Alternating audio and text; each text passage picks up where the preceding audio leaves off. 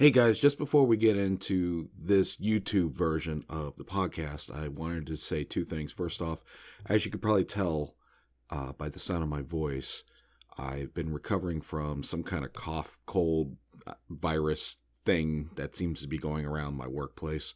Everyone's getting it. It's that time of year. The other thing is, you're going to hear throughout this podcast, Jay, Corey, and I refer to webcams a number of times. And just to give you guys a heads up, when we were communicating with each other and recording this, we just, for no real reason, were using our webcams to watch each other and just like give signals to one another while we were talking. I wanted to ask you guys if that is something you would want to see. Would you want to see the three of us on our webcams as we do this podcast? Go ahead, leave some kind of suggestion in the comments or get us on our Twitter page at Cretins Guild and let us know if you actually want to see our ugly mugs talk or you just fine and dandy with listening to us. With that being said, enjoy this podcast. Thank you guys. Nerd or Not is brought to you by headaches when using Audacity and D12 games. For those of you that don't have the camera, Bob is punching himself in the face while Corey is talking about this is right here. That's me hitting my head. How much I hate this. I hate being Star Trek Beyond. Star Trek Into Darkness was suck. It was shit. Oh my God. This is Bob's pizza rant. This is nerd rage here. Welcome everybody to episode something of the Nerd or Not podcast. Episode 9. There it is. It's right at the top. And 9! Episode no. It is episode no. VIII. X. Episode X of the Nerd or Not podcast. I am Jay. With me is Bob and Corey. Gentlemen, say hola. Hola. Hi. I can't speak whatever that is, and I don't know Roman numerals either. I am non-lingual. But you do know rum and numerals. I do know rum and numerals. Typically not at the same time. No, that's a bad idea, because those don't usually mix very well. Yeah. Well, although, my favorite rum numeral is 151. Oh. See what I did there? You're on fire tonight. I am, indeed. This is going to be a special night. So not much to talk about with the store. We're kind of at a kind of just waiting because, you know. Government. Well, no, government's kind of out of the picture right now. Right now it's just life. I'm waiting for a work contract to wrap up, so I have more than like 3 hours free every week. So that'll be fun. And you spend 2 of it with us. Yeah. But we are going to talk about a game. It is a game from Alderac, which or AEG, as their logo is known, and these are the guys that do like Love Letter and all that stuff. So these are the pocket, quick-to-go games, and it is called Dice Heist. And if you are watching the video of is this going to get posted, Bob? The video? I'm not recording the video. We're just using it for comms. Oh, okay. Well, fuck it then. I am not going to hold it up to the camera then. It is called Dice Heist. This is by Trevor Benjamin and Brett J. Gilbert. So you can't trust Brett J. Gilbert or Trevor Benjamin because they both have 3 first names. Chances are they're both serial killers. This is... Well, they're serial killers or they're inventing like the metal lung or something. Yes, exactly. So this is a really, really basic game. Basically what it is, you have a deck of 52 cards. Or 56 cards, I'm sorry. There are 15 dice. There are white dice and black dice. Those delineate between the security system of the museum you're trying to break into and your thief dice. You attempt to roll a die higher than what is rolled by the security system, and if you do, congratulations, you steal the money, or steal the painting. If you don't, you don't. And there's scoring and everything like that, and basically it's a rollicking good time. And the reason that I chose this is because unlike most board games, which are kind of difficult to play when you're not in person with friends, this is one that lends itself perfectly to playing over Google Hangouts or Skype or something like that, as the only equipment that you need is you need to have someone with a dedicated camera that can show, hey, these are the objects we're going after and these are the dice rolls you need to beat. Other than that, it is standard D6s that you use. 1 through 6s, no special characters, no special symbols or anything like that. It's easy, it's fun, it's cheap, and it is going to be, like everything AEG does, fucking huge. It's gonna be a trump. Yeah, you were saying they also do Love Letter? Yeah, these are the guys that do Love Letter. I loved Love Letter. That You was better. such a fun game. The title more or less asks you to. Yeah. Yes. Love Letter is spectacular, and it's simple, and it's quick, and it's easy. And it's the perfect type of game that you put in your pocket to have at a con. Like, so if you're waiting to go to a panel or something like that, and you're waiting in line, bust out Love Letter. You got Love Letter in one pocket and the DS in the other. Exactly. It's perfect for stuff like that. But that is the game of the week. Again, it is Dice Heist. It is a $19.99 MSRP. There's a lot of stuff in this little box, and the art is gorgeous and hilarious. And especially for me, what I really like is the girl with the pearl earring is one of the paintings that you can steal, and she looks ridiculous, and it's my favorite painting, so that makes me happy. I remember you were reading the captions off to me one day, and it was Yes. they were rich, in a word. Bob, you want to read the news for us? Yeah, we got a couple of quick things that's happened since our last podcast, or just some stuff we might have forgotten about. Can I do the thing? Can I? Yeah, go, please. All right. Go nuts. Nerd or not headlines, you cockmonger. Ooh, changing it up a little. Little variety. So we got, before the movie came out, X-Men A-cock-olpse wasn't doing too good with the critics. It was getting bashed pretty heavily. But as soon as it came out, people started to love this movie. It took in over $79 million over the 4-day Memorial Weekend, but it was an overall pretty much a slow weekend. The new Alice in Wonderland movie, some people, even though it brought in $33 million, they're calling it a bomb already. It didn't bomb, which is good. Yeah. But it's good that it came out on this weekend. Yeah. You know, up against Mutants versus the bipedal dildo. Which I don't know. I guess I should let go of it at some point, because the more I look at the costume, the more I admire the idea behind it. But those first shots were not flattering at all. I'm missing something. I don't know what we're talking about. A-cock-olpse. Oh, okay. I'm sorry. It's just like, what's happening? I pedal dildo. God damn it.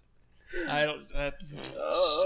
If I those were the words. Those were Yes. the words that we used. Or if you're Darkseid, A-cock-olpse. But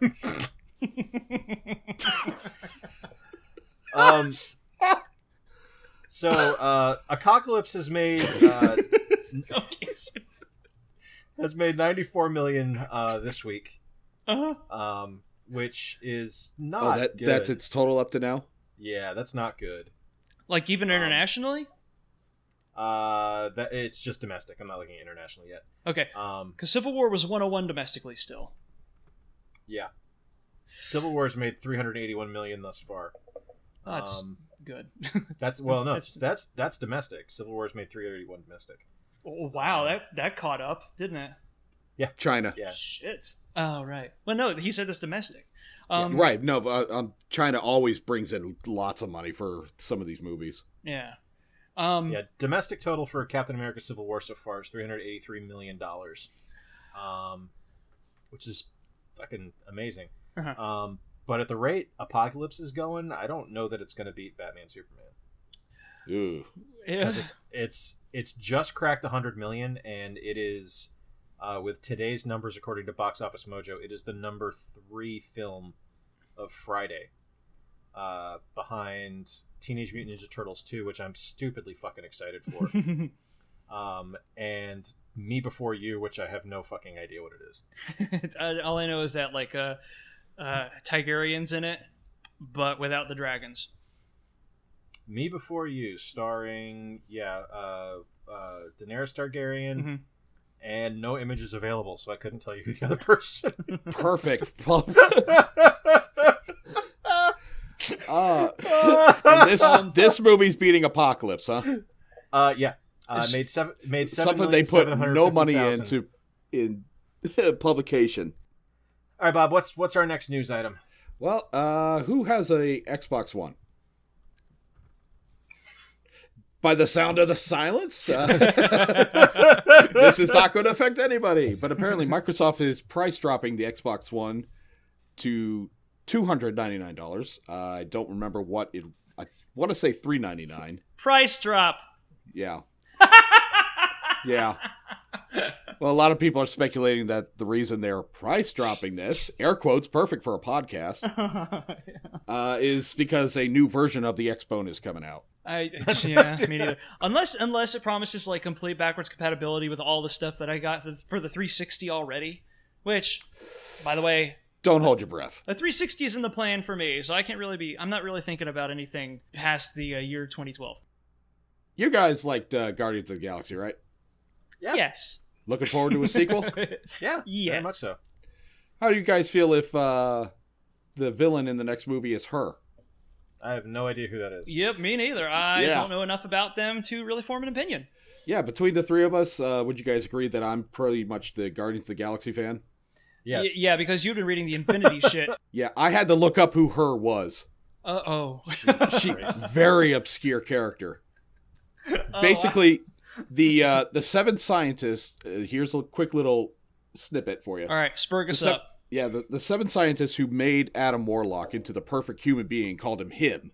Mhm. They created a female version or a clone of him and called her her. Because they're scientists and not marketers. Yeah. Yes. So what do you think we should call this? Well, it has a dick. Oh, it's him. All right. Well, what are we going to do about Project B? Does it have a dick? No. Then I guess it's a her. Wait a minute, but hold the phone. Put her in a Ghostbusters movie. Yes. Now, I thought for a moment this was going to be the character known as the Goddess, who, when Adam Warlock received the Infinity Gauntlet, he split himself into a neutral being. I remember that. Yeah, where all of his evil went into the Magus, and then all of his goodness went into the Goddess. So he would be like this perfect neutral character. Mm-hmm. And she ended up taking over like the Universal Church of Truth, and then tried to control the universe in her own image, and it just went down bad. That's where I believe. that's where that shit in the Abnett Landing run came from. Yeah, Right before that's not her. Oh, that's not her. That's not her. All right. That's what I thought they were going to do, but this is a different character who was only around for a little bit, enough where she has up to 3 different names. It's Marvel. That's fine. Yeah, And Bucky's like 3. Okay. So is Kitty Pryde. Oh yeah. Well, shit. I don't know. I kind of thought you had mentioned the Magus. I thought he would have been like the next step up in the Guardians Whip-Assathon. And if not him, then who would have been another one that we had seen in recent years? Well, I would have loved for it to be Annihilus, but he's tied up at Fox. Yeah, that's right, Annihilus. Oh, he's with the Fantastic Four? Yep. All right, can't wait to see what they do with him. Oh, that's right. He's what's the zone that he lives in? Negative Zone. Negative zone. Yeah. And, basically he's just on Twitter all day for the Annihilus. Damn that Johnny Storm! Yeah. I don't know. Was that good? And his snark game is particularly weak, that Annihilus, which is why I guess he goes... which is why he pops into our dimension every once in a while and tries to trash it. So he can take a picture of it, then tweet it, and be like, Yeah, they thought I was full of shit. No, he doesn't tweet it. He posts a negative review on Yelp under an assumed name. oh, that's right. Earth, 1 out of 10 would not invade again.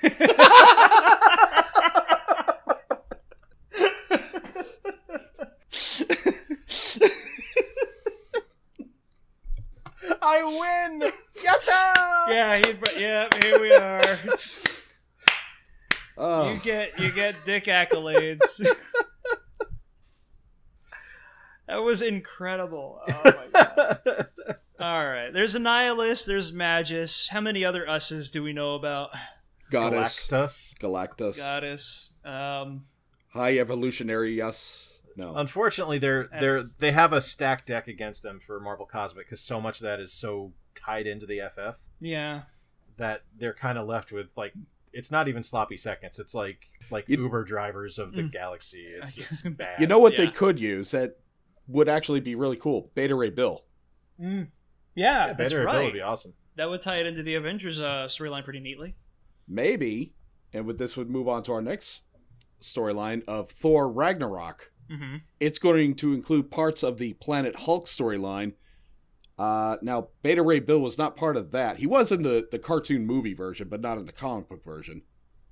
Where they use Silver Surfer. All those like Marvel. I don't know if that's still available on Netflix. It might be. The Hulk one is. Wait, is that the? No, Planet no, Hulk. no. I'm thinking of the one where like Thor and Wolverine fight the Wendigo, and then Deadpool shows up. That was weird. Okay, I haven't seen that one yet because that was. I remember because it was like Marvel Entertainment's first like reveal of Deadpool to like a general audience. Aside from the one in Ultimate Spider-Man, which was brilliant, by the way. Yeah. Nolan North. But I guess he's like Fox now, and they're probably going to fight to keep him underneath their studio banner. Yeah. For a good and long while. So holy shit, this guy made us money. I do want to go on to this like Planet Hulk thing, but Guardians of the Galaxy. For the second movie, I was so hoping it would be the Prison Break storyline from Volume 2, I think, where they break out Jack Flag. No bad guys or anything, but it's like straight up Great Escape.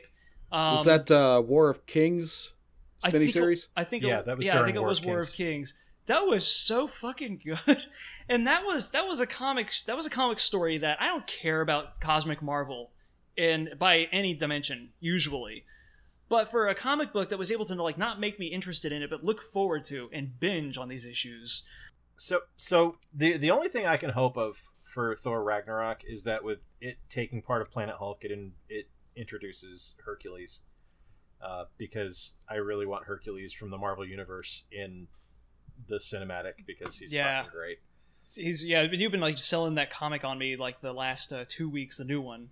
Right? Yeah, the new one is spectacular. Mm-hmm. The old Incredible Herc was spectacular. Mm-hmm. But yeah, this new one's amazing. It's written by Abnett, and it's awesome. Yeah. But Abnett by himself. Lanning is out of the picture now. Yep. Yeah. What I want to know is, does anybody know about like Planet Hulk?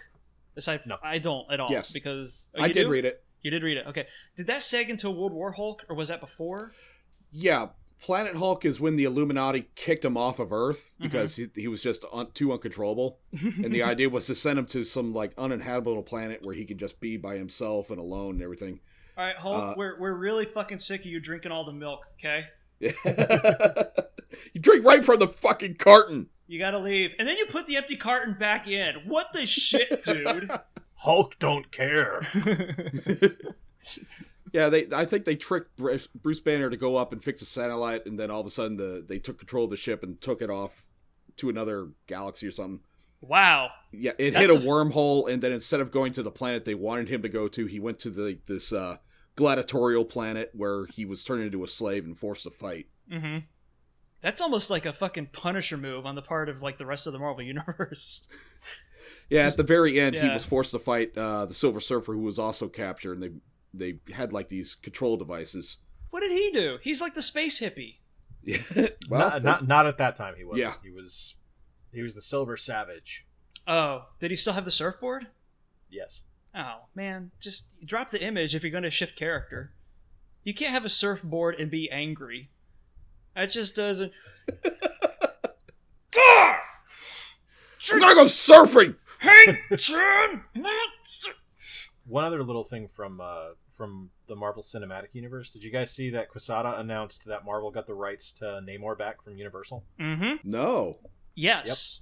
Because I know there was some contention about that if he was an Avenger or a mutant or Fantastic Four character. They can totally turn him into an Inhuman for this. They'll just call him an Atlantean. Or that, yeah, that's true. He'll be an Avenger. That's where his main history is. Mm-hmm. Fox could make a claim to him being part of the Fantastic Four universe, but the rights were never theirs. It was owned by Universal, and Universal gave him back. So. Yeah, because Universal is not in the comic book movie game. That is correct. Weirdly enough, they have the Marvel Island over at their theme park, but everything else, no. Here's what I want to see from Planet Hulk. If it's even like remotely related to any of the other stuff that I'm thinking about. Damage Control shows up. I just want to see them show up somewhere because they've been rumored to get that the sitcom. Sitcom, yeah. Yeah, wait, I know. Is this the group of four guys that have like construction? Yes. It's motifs? No. That's the Wrecking Crew. That's right. The crew of these guys you're talking about. Okay, I just started reading I just got the collection about a week and a half because I remember, like, I think Jay, you remember reading the book back in the day. It was fucking class. But that was back when we were like, hey, this is a funny book. I'm gonna read a funny book that takes place in the Marvel universe. I had no idea. I didn't remember exactly how fucking good it actually was, because it's not just okay, we're going to deconstruct mythos and then have these guest shots from a couple of C-listers come in and we have a little bit of fun at their expense. The second issue deals with Doctor Doom being in arrears on an account bill.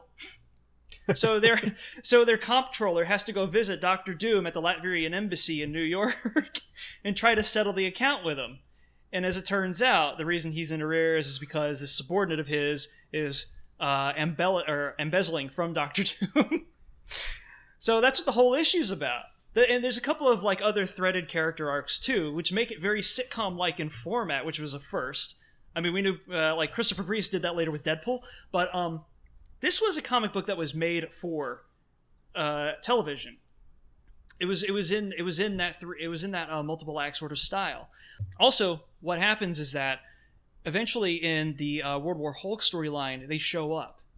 And I don't believe they had been seen in the Marvel Universe, except for maybe something where Bob Harris had to get his nut off like he did every once in a while with Howard the Duck. They were more or less absent from the Marvel Universe for a very long time. And then World War Hulk happens. Suddenly, they got a lot of business coming their way. So, Dwayne McDuffie, while he was still alive, was like, guys, you got him sitting right here. I'll write these things for you. This is a storyline made for these bastards. So, yeah. Damage Control came back in the World War Hulk story. I think that would leave the gate pretty damn wide open for them to introduce that sitcom as like a backdoor sort of exposure. Wait, that was a totally fucking awkward phrase. Anyway. What other news we got, Bob? How would you guys pronounce the popular Nintendo mascot for the game Pokemon? How would you pronounce the main character's name? Pikachu. Yes. I can't top that. Well, over in China, big buyer of Pokemon games.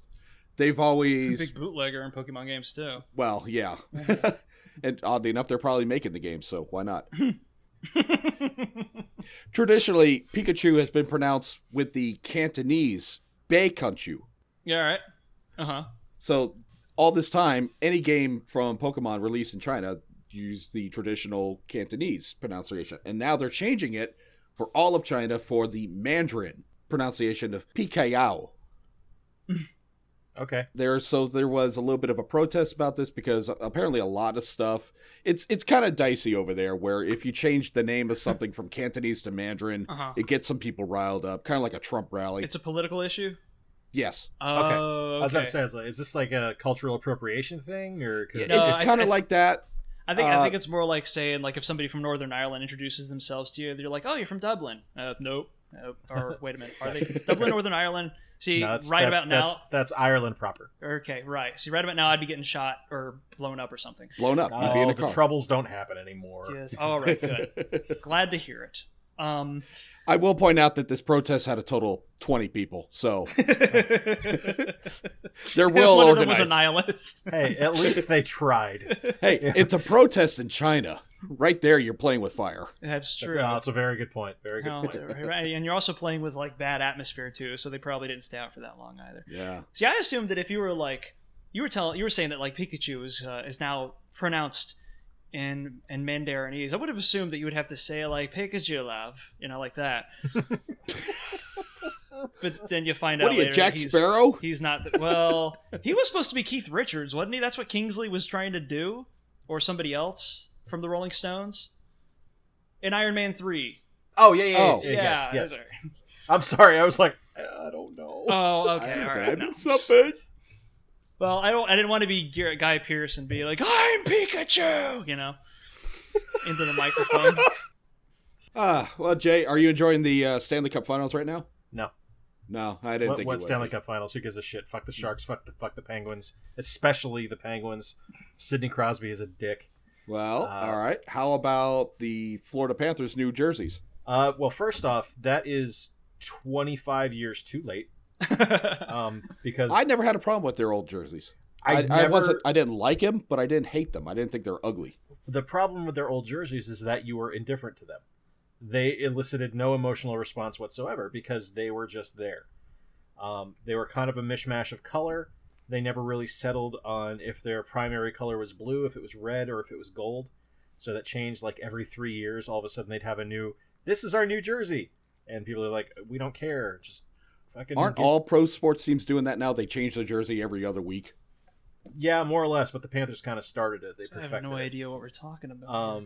But Hold on a second. No, not just because it's sports. We've got there's a graphic design discussion happening. Yeah. I want to get in on this. Hold on a second. But my major issue with the old Panthers logo was that absolutely horrendous logo.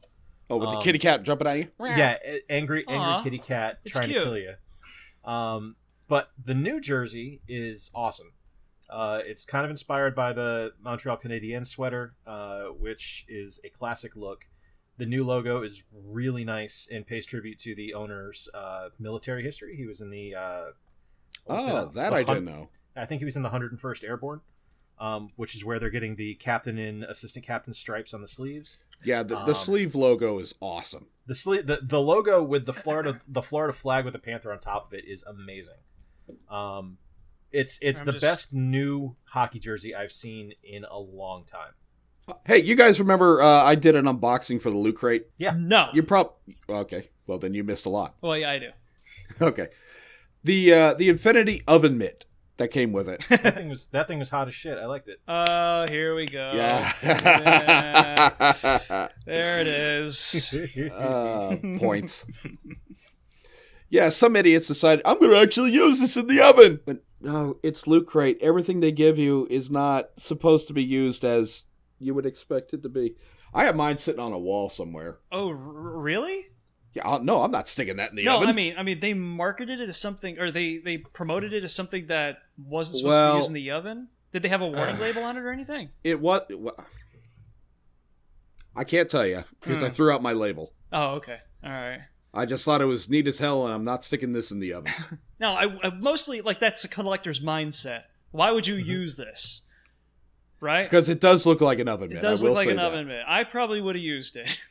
And then I probably would have learned the hard way that Thanos does have a weakness. Yeah. Heat. And it's banana bread. Warm brownies. It's warm brownies. The funny thing is, when I first heard this story, I think you linked it on Facebook sometime earlier this week. Yeah, I got an email from Loot Crate saying, yeah, we need to do a product recall for the oven mitt. Stop using this. Oh, shit. The first thing I thought of was it's the Infinity Gauntlet. And of course, your mind doesn't go to the practical place immediately. The first thing you think of is somebody reaching into the oven and suddenly the oven becomes a mouth. Or or all of a sudden their kitchen is transported to the Sahara Desert and it's nice and arid but unbearably hot. But then I had to remember that not only is the Infinity Gauntlet oven mitt not actually usable as an oven mitt, it's not usable as an Infinity Gauntlet either. That's it for the quick news that we've taken, oh God, who knows how long we've to read off. Let's get into main topics. Sounds good. All right, so first main topic, and this is something that is probably only interesting to the three of us, but you know what? Maybe there's a listener out there that might care. So WWE SmackDown might actually be worth watching again, as the World Wrestling Entertainment Company is bringing back the brand split. For those of you that don't know, back in the early 2000s to the mid 2000s, late 2000s, I don't remember. The PG era. Yeah, the PG era. WWE split the brands between Raw and SmackDown, and there were distinct superstars on each one. So there were more storylines, more people had an opportunity to actually shine. I'm mistaken. That was the Invasion era. I was going to say, that came on the tail end That's of when Attitude, they split everything. didn't it? Yeah. Well, that lasted for a while. I mean, Okay, that lasted well into the Cena years. So, but yeah, so they're bringing it back. The other bit of that goes along with it is that SmackDown is going from a pre-taped show to being a live 2-hour show on USA on Tuesday nights from 8 to 10. Wow. Yeah. It's 4 hours of live television per week. 5, because Raw is a 3-hour show. And the other interesting thing of that is that there is a rumor that is unsubstantiated this time that the first hour of Raw from 8 to 9 is going to be live NXT. Because Vince likes money. Yes, because Vince likes money, and he knows Yeah. that it is the hottest brand in wrestling right now. I haven't watched wrestling in a couple of years, only because I don't really get the PG era. It doesn't appeal to me. But yeah, I still like to keep track every once in a while, just to see what's going on. It's at its most obvious when, like, with Cena having to, like, completely overhaul his character, except for this, the don't see me shit. Yeah. But he had to change the name of his finisher to something clean, and he couldn't, like, do too much lipping, because he was, like, their big asshole at the time for a little while. He was chief Yeah. heel. Exactly. Well, even when he was a good guy, he was like, the rabble-rouser, Stone Cold true. Mark II, more or less, just with a dash of Vanilla Ice. So what's your question? What's your question, Bob? Well, there's a couple of questions. Like right now, there's only one heavyweight Correct. main championship title, right? The titles that are currently in the WWE are the World Heavyweight Championship, the Intercontinental Championship, the United States Championship, the Tag Team Championships, and the Women's Champion. No longer the Divas belt. It is now the Women's Champion. So the rumors going around right now is that there is a distinct possibility of bringing back the big gold belt for SmackDown.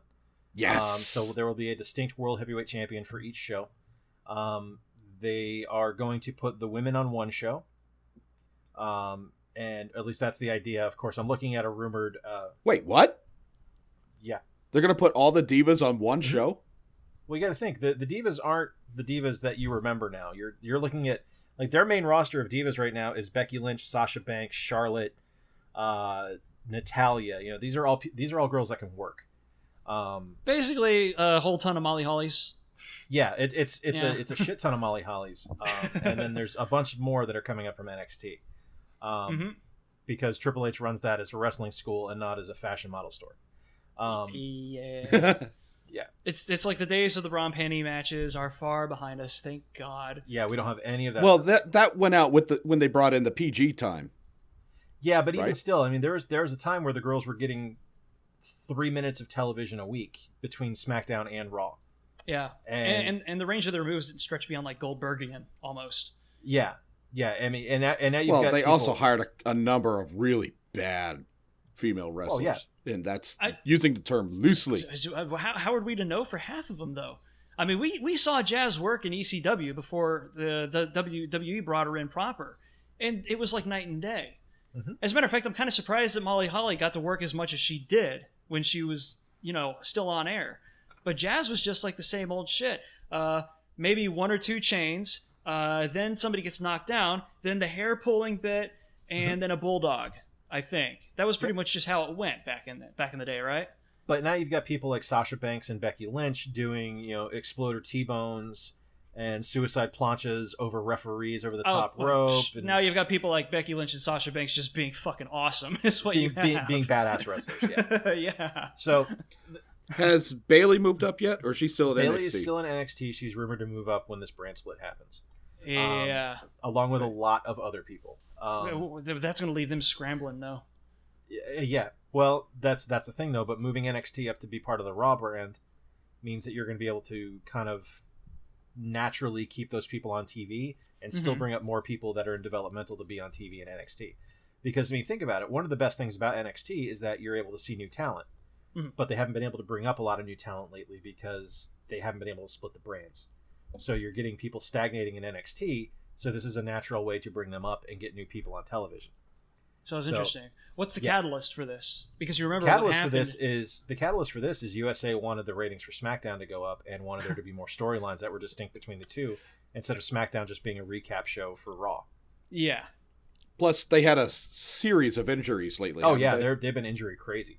Like Cena just came back, Orton is still out. Like at one time, Cena, Orton, Cesaro, like all of their upper card, Seth Rollins, all of the guys that were at the top of the card were out with an injury, which unfortunately led us to the Roman Reigns era. But whatever. The less said about the better. Well, that was Shane coming out and saying to his dad, of course, all in kayfabe, that he had bought WCW. It was the big WCW purchase back in the day, and that created WWE being on Monday and then WCW guys being on Thursday. And I don't want to get into the ECW end of it. That was much later and introduced its own host of problems by itself. But how are they going to bring this in this time? How are they making it a storyline? You mean justifying? Yeah, because I know Shane O'Mac actually showed up a couple of weeks ago. Shane's back. Oh, he's back full time? Yeah, he's back full time. Yeah, and he's do you know not an why? executive. He's just on WrestleMania. No, here's why. Because you fucking talked about it this year. That's what happened. Yeah. When you stop talking about something, it vanishes. Because you're like, I'm using the Bojangles analogy here, by the way. Aww. This is when you left Orlando, Bojangles had nobody else. And once the Malones left, Bojangles became nothing.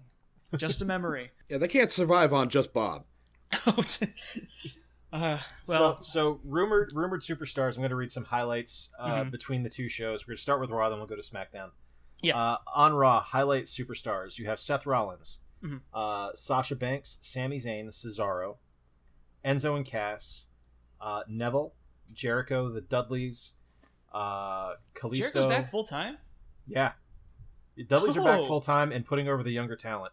Well, I know the Dudleys were, but Jericho, because for the longest time he was just pop on for a host and then take off again. He's been back for almost a year now and fucking A, okay. Yeah. Right. Also on Raw, you're looking at Bayley, the Revival, which are Dawson and Dash from NXT, the Southern guys, tag team. Yeah. Who are amazing now. The Dubstep Cowboys. Yeah. No, not the All Dubstep right. Cowboys. No. But they are rumored to be on Raw as well. Okay. I was going to say, they weren't bad. They were just, their ponytails were irritating. Hideo Itami. Yeah? Yep. Nice. Bobby Roode from TNA. Okay. And Shinsuke Nakamura. Wow, he made a pretty quick jump. Yeah. And then over on SmackDown, you've got The New Day, Apollo Crews, AJ Styles, Kevin Owens, the Vaudevillains, Tyler Breeze. We're just going to call that branch the Class Hole Show. Because it's all classy assholes. Yep. And nothing but. Finn Balor, Ty Dillinger. Yes, please God, give Ty Dillinger a microphone on live television. That's awesome. Austin Aries, unfortunately Mojo Rawley. Well. And Johnny Gargano and Tommaso Ciampa. Damn. Well, they did clean house in NXT, didn't they? Yes, they did. So that's a rumor. None of it is definite yet. There's a chance that it might not happen. Who knows?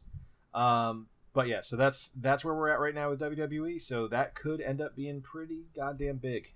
We will find out July 12th, I believe, is when the draft date is. Have you heard any rumor to Kurt Angle coming back?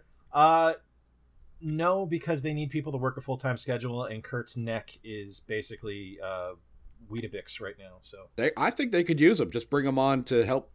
He's like, hey, remember me? I was Kurt Angle. Now here's this new guy. I don't think it was his neck's pretty much like, it's not even like it's basically neck a risk. It's glass. It's not even an imperilment. It's fucking non-functional right now. But that's what you get when you trademark a broken freaking neck. Yeah. Anyway, yeah. That's your stick. You're brittle. He's a health risk, and I don't think they can bring him in good conscience. Maybe like a one-off match at Mania, like if Lesnar's going away, like maybe you do that. But I don't know. That'd be pretty cool. I could see him like coming back in as somebody's manager.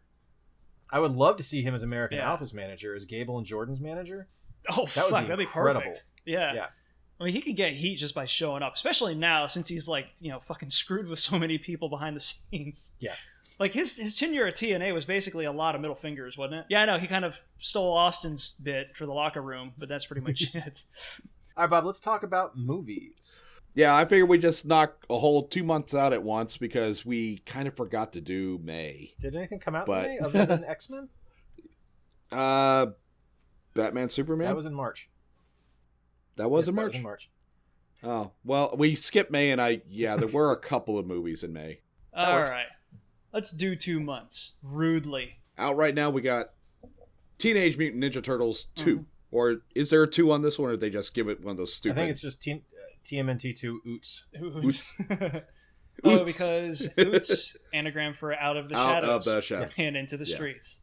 I'm on the fence. I don't know if I want to see this or not. I liked the first one so much more than I thought I was going. Oh, really? Yeah. Like, I went in... I mean, Corey can attest to this. I watched this when, after Meredith and Victor had moved up to Michigan.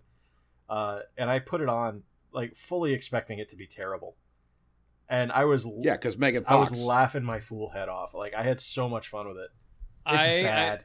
I was there for it. I saw it, and I was like, "What did you smell? Did somebody? did you find like an old mescaline underneath the couch and just give it a shot or something?" And as it turned out, it was just TMNT. Yep. It was not great. But people who claimed that it was destroying their childhood clearly didn't remember what the Ninja Turtles cartoon was like. Oh, okay. Because it was just the Ninja Turtles cartoon. Like, let's face it, that's not high class. You know, it's... No. for one thing. For two, I think anytime somebody begins their opining or criticism of something new with "it wrecked my childhood," you're not allowed to use that anymore. Not you, but people in general. Yeah, that's not a criticism. That's not a criticism of the thing that we are talking about specifically. That's you excusing yourself from objecting to it or for objecting to it. Mm-hmm. And I think we hear it so much now. It's about damn near ubiquitous with this culture. Yeah, it's not a legitimate bitch. Yeah, basically that's it. That's my license to bitch. My childhood. Dude, there ain't a whole lot about your childhood that was fantastic to begin with. If we're talking about just pop culture here. Like, watch a handful of cartoons. Pick 3 off of a YouTube. Like, go on a YouTube roulette. Pick 3 of those fucking things. And see, try to be honest with us. How many of those still hold up today? Fucking even the best of them don't. Nope. I think Animaniacs might make a good go for it, but that's when a lot of Animaniacs doesn't. It's like watching it with Victor. It's not. That's what I was gonna say. 15% of the time is gonna be Animaniacs at its best, and the rest of it is just fucking. It's a sewer. Well, it's not a sewer. It's just not. Yeah, the quality is not there. It's not as golden as we remember. But anyway. So no, I mean, but for Ninja Turtles 2, yeah, I'm excited. I'm gonna see it. I like Stephen Amell. I'm so stupidly excited that Seamus is playing Rocksteady. I didn't know that. Yeah, he's Rocksteady, and he did all the mocap as a rhinoceros, and he's like reading interviews with him is like the most ridiculously magical thing in the world because he's just so happy. Like, it's... So do you think they made that casting decision in interest of keeping like a nostalgic thread with the second movie, the original second movie? You know, Kevin Nash as Super Shredder? That would make me so happy if that were the case. But no, like, it's I don't know. I think it looks fun. It looks dumb. It looks stupid. I can't wait to see Krang on screen. So after that, though, we've got Now You See Me 2 on June 10th. Yeah, and that's funny, which has kind of like a production link with TMNT. And this goes like way down the nerd-ass rabbit hole, so I'm going to see if either of you can figure it out. I have no idea. No idea? Nope. Actually, this is way too fucking obscure. All right, the original Casey Jones. The original Casey Jones, right? Do you remember who that was? Son of a bitch, Elias Koteas was Mark Ruffalo's dad. Yeah, it's Mark Ruffalo's dad. Now you see me one. I know. And he looks so creepy in that. But he was Casey Jones. He was Casey Jones in the first one. And yeah, I'm jazzed as shit to be seeing this. Me too. Because, I loved the first one. The first one was so fun. Was this the movie, Now You See Me 1? Was that the movie where, what's the girl's name? Isla Fisher, that she almost died during one of the stunts? Yeah, that would be it. That could be why she didn't come back for the second one. I mean, the original story was that she had scheduling conflicts, but you hear that a lot anyway. Or it could be that they almost killed her. Yeah, they kind of... Well, no. She wasn't almost dead. It's just that she was signaling for the people to let her out of the water tank. There were other safeguards in place, too, because it wasn't an actual magic trick or an escapist trick. It was a movie production. But I remember the article. I know the article that you're talking about. They were like... Where they said that she almost died in the tank. And it was like, not quite. But it was still a perilous situation, and I can imagine that, like, working in those conditions, there's a lot of reasons why actors don't do their own stunts. Unless, of course, you're Olivia Munn. But anyway, bank robbing magicians. Thank you for giving me another dose of that. And they even had the good graces to throw in fucking Morgan Freeman again. And what's his name? Michael Caine. Daniel Radcliffe. Who else? Michael Caine and Daniel Radcliffe. Michael Caine and Daniel Radcliffe's in it. That's right. I'm sorry, Harry Potter. You know. Yep. Next we have Warcraft, and I'm going out on a limb and saying no one is interested in this movie but me. Not interested isn't a word I would use. Indifferent. Right. Me too. Not because I have anything against the franchise. It's just I didn't play Warcraft, so I know of it, but I don't know it. Sure. Makes sense. Well, this has more to do with the strategy games than it does World of, right? Than the MMO? I think it borrows from both. Well, yeah, it's fair to say. All right. I don't know. I've got very little familiarity with either property because the first Blizzard game I've ever played at length was the Lost Vikings, and then there was nothing, and then there was like 15 minutes on World of Warcraft, thanks to you and your invite.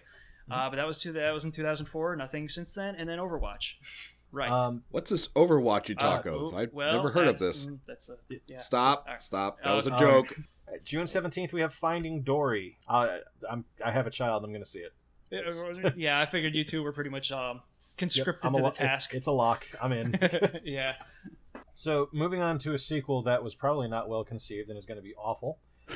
Independence Day Res Urgence. Ugh. Well, you know what? I'm going to tell you guys a little story. A few days before I went to see Star Wars Force Unleashed, I just hopped around YouTube and I was watching trailers for upcoming movies. And the trailer for the next Independence Day came up. I was like, okay. When I went to see the movie, this trailer came up in the theater. The guy who's sitting right behind me must not have owned a computer. Because he was the loudest one in the goddamn theater. Oh my God, they're making another Independence Day movie. This is so awesome. Where's the guy who played Data? It's like, shut up, dude. It's a freaking trailer. So you're not seeing this based on personal reasons then? I'm not seeing this because it looks bad. Yeah, it does look bad. It looks terrible. That guy was just like the cherry on the shit sundae. Yeah. Yeah. There's speaking of nostalgia, discolored rose tinted glasses. Has anybody seen the original in recent years? Nope. Oh, yeah. It's balls. It's not. It hits a little bit too hard. Like the sheer brute force of it sucking, and I just. Now here's the thing. I'll give Stargate credit where it's due. It's a badly paced movie, and the performances in it are pretty schmaltzy. But you know, it's good and it's good in a shot this. We shot this outside of the Hollywood Hills sort of a way. You know, like a new generation of that garbage. The Last Skeleton of Egypt, or whatever. Yeah. Independence Day, though, man, it almost felt like a job to get through that the second time. And yeah, I was grooving off of Judd Hirsch being in it. You know, that's great because Judd Hirsch is great. But if he wasn't in there, it would have been a stretch for even Goldblum to salvage the entire just deluge of diarrhea that was Independence Day. So moving on to something from Steven Spielberg. Feces. We are going to be looking at the BFG, the Big Friendly Giant, based on a Roald Dahl book. Right? A Roald Dahl story, yeah. Which I haven't read, so don't ask me about it. Yeah, me either. I've read all the adult ones, like the one about the lady that kills her husband with a frozen leg of lamb, and then feeds a leg of lamb to the cops. Yeah, I'm mostly familiar with Dahl's like grown-up short story stuff, Sure. and you know Charlie and the Chocolate Factory, because fucking everybody is. Mm-hmm. I have no idea what this is about. I don't either. It looks interesting. It's not interesting enough for me to go to the theater for it. I'll probably... I mean, it's a Disney movie, so, I mean, right there, it's going to draw in some crowd. Well, I'm going to take advantage of the new deal with Netflix and Disney, since they've got exclusive releases, and I'll wait for this to come to Netflix, I think. And is that going to be, like, as soon as it hits theaters? No, I think it's like I would imagine at DVD release. Okay, so there's still, like, that 3-month range. All right. Legend of Tarzan. Another Tarzan movie. I didn't know we needed another one. It looks just as good as the last one. What was the last one? Which is to say that sure is a shirtless dude in a tree. But this time we got Samuel L. Jackson. Okay. As what? A tour guide. I don't know. It's Samuel L. Jackson. So we basically have like no data on this movie whatsoever. None.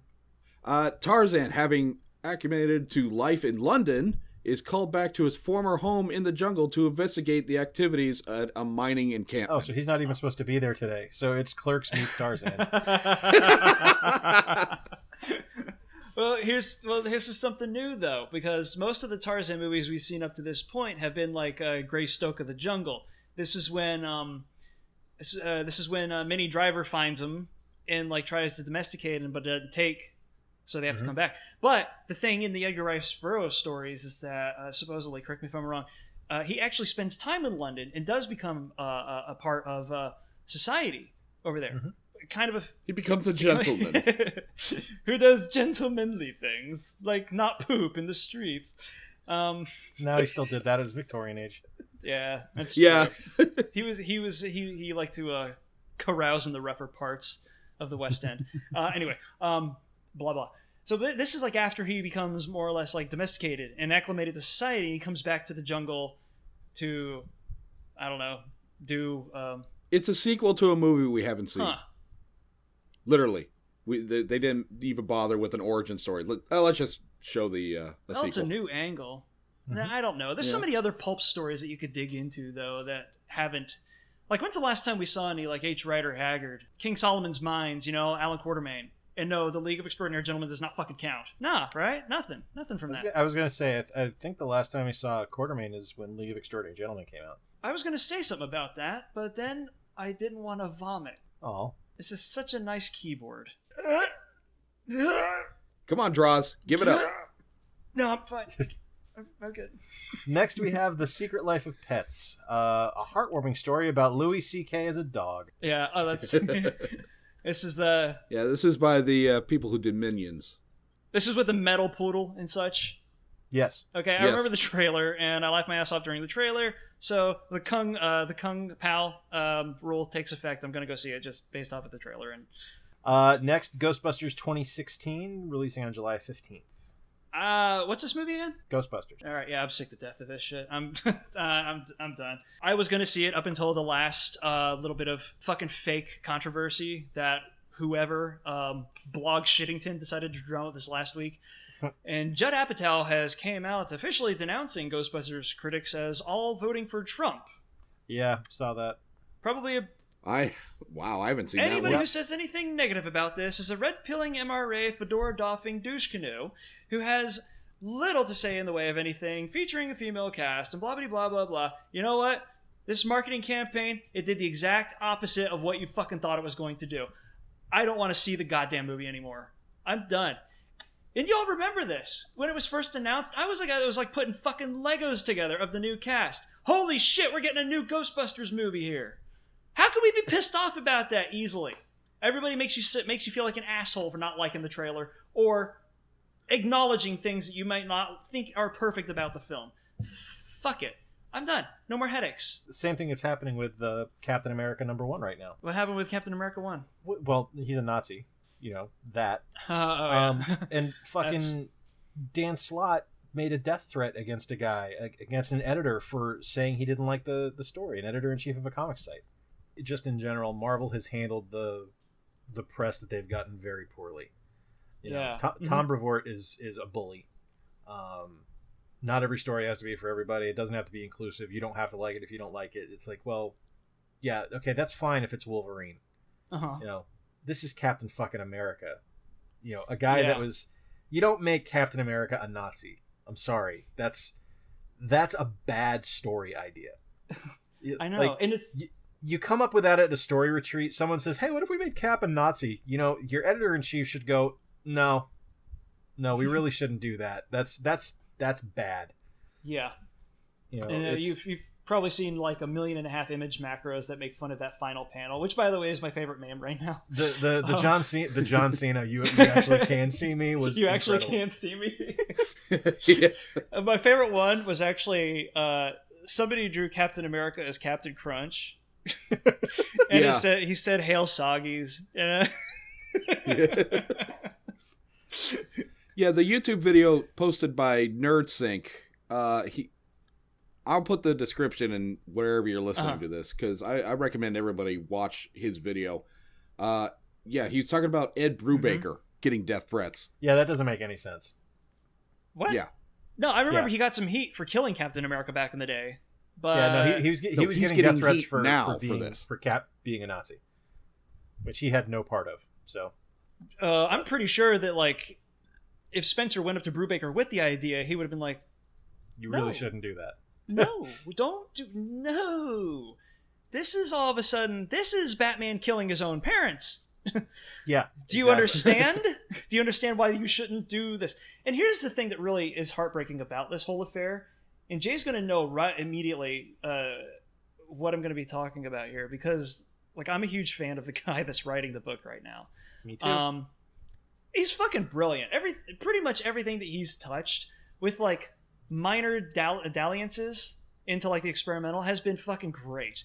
And I know that like at times he has like this weird habit of like injecting inappropriate like bits of humor into his stories, but it's no more of a tonal shift than a lot of what Keith Giffen does or what Christopher Breese does. And that's something that has been missing from comics for a really long time, which kind of made him like, you know, welcome, at least on my own bookshelf. But all of his stories were usually really great ideas. I like the fact that the Falcon decided to stand up for like American ethics rather than just American values too. You know, and a lot of people gave him shit for that, but it was like, oh, whatever, you know. Yeah. So what? He's got like a moral bearing. Big deal. Let it go. This thing though, this is like crass fucking sensationalism at its worst. I because of my love of Nick Spencer's work.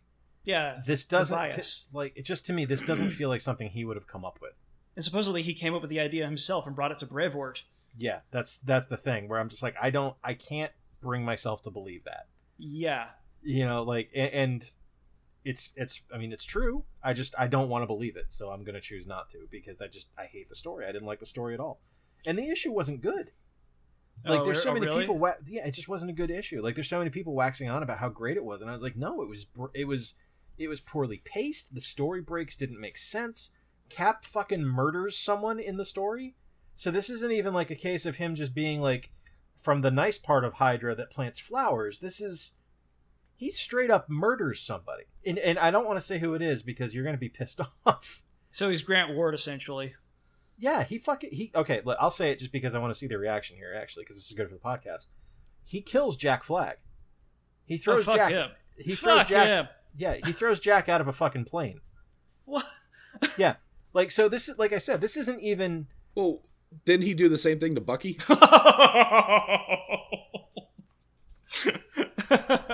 I can't really argue that. Well, it was supposed to be a boo-boo. I think Spencer did that on purpose, though, because I mean, it wasn't deliberate, Yeah, I know. obviously. He's like, hey, sidekick. yeah, woo! yeah. Hey, who wants to play airplane? Whee! No, I think Spencer did that though because this is fucking Nick Spencer, because of the whole Bucky connection. Yeah. So that's kind of. Actually, no, it's not even cute. It's hacky as shit. Come to think of it, Jesus Christ, dude. What's going on? He just straight up murders Jack Flag. So. All right. Well, that's the last time Jack Flag comes back to the planet. Yeah. He hates, like I remember all the times he was. He hates this domestic shit. Yeah. So I remember all the times he was bemoaning being out in the cosmos and being like, I can't stand this cosmic shit. Well, come back to terra firma. See how that works out for you. Okay. Oh, Captain shit. America killed Captain me. America just killed me. Hey, you're Captain America. I should be safe with you. Hey, where's the ground? Oh, This wow. is a scary new world. Fucking put me back up Galactus's butthole. I don't care. Just get me off of this planet. Yeah. All right, speaking of Galactus's butthole, Star Trek Beyond, July 22nd. Yes. Now this is directed by Fast and the Furious guy, right? I don't know. The only thing that I've noticed about this is that it's taken a bit of a different visual approach to it, and it veers a bit more towards the nostalgic than the past Star Trek movies have. Okay. Like they're giving Chris Pine like this mean ass comb over. Kind of like how they, started, because Shatner started going bald when he was doing that show. That's pretty gutsy. It reminded me a lot of First Class, but other than that, I don't know a whole lot about the show or the movie. Either. Bob, you're the Trekker. What do you think? Shit. All right. The last movie was shit. It was the worst Star Trek movie ever. We have blood that can cure death and tribbles, and we can teleport her anywhere across the entire fucking galaxy. It was so much shit. It was terrible. J.J. Abrams, you made the worst Star Trek movie, worse than Star Trek V. How do you do that? I don't think I'm going to see it. Hey, at least God eventually told us what he needed a starship for. All right, so Jason Bourne, July 29th? Haven't been keeping up. I've never seen a Bourne film. I know some people have them because they're still making these things. But wait, you too. There's always time to become born again. Shut up. All right, so Bob, what you doing? Based on your recommendation, Jay, of last podcast of Sushi Go, I just said, screw it. Bought it, got it, played it that night, and had a fun time. I played with my 4-year-old, which is kind of a challenge right there. I basically just let him pick the cards that he liked to look at. We played by the house rules. That's basically. totally fair. We read the rules, had no idea what to do, so then we turned on Tabletop on YouTube and watched them play around. It's like, oh, okay, that's what we're supposed to do. And we enjoyed it. We thought we played 3 rounds. I went pudding heavy or flan heavy because that card is fucking flan. Don't lie to me. And only on this podcast can you say you can go pudding heavy. Pudding Heavy is the name of my merengue Fat Boys cover band. With their first album, Flan Tunes. So Corey, you talked briefly earlier about what you've been doing with damage control. Yeah, I did. So I kind of blew my wad with damage control earlier. Fuck. I'll say this much about damage control. It's old, but it not only holds up for a comic from its time, it holds up well for comics, period. Go ahead and buy it risk-free. It's fucking fantastic. Having said that, let me pick something else out. Oh, God. Okay. I'll keep it short because it's anime, and I'm not pretty sure, like, I know Bob knows Cowboy Bebop, and I know you know Golden Boy. And by osmosis, or parenthetically, you know Space Dandy. I don't think it really counts, though. I probably know more about anime than you would think. Jay knows about Space Dandy because that's the anime that he calls the one with the titty monster. Mm-hmm. Yes. So, all right, I'll show it to you later on. Oh, no, I was telling you about it. It's the one that takes place in the same universe as Cowboy Bebop. Yeah. Oh, yeah, but there's a titty monster in it. Yeah. Fair enough. To be fair, I know Cowboy Bebop as well. So. Okay. Oh, right. Okay. So I started watching this anime called Watamote. The subtitle, or the parenthetical title, is "I'm not popular.